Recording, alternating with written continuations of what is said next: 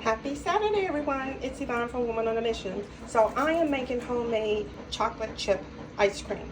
So I took 16 ounces of heavy whipping cream, 1 tablespoon of sugar replacement, 2 tablespoons of Toll House dark chocolate chips, and 1 tablespoon of cacao powder.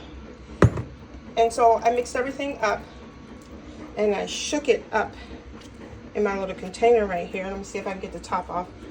Hold on, you guys. I'm gonna put the phone down for just a second. Sorry about this.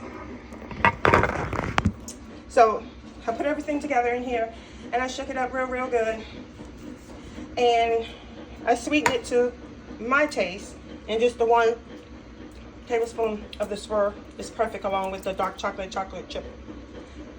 Everything is delicious. So anyway, tomorrow you have to let this sit for about 5 hours. So tomorrow I will show you guys what this looks like once I'm ready to eat it.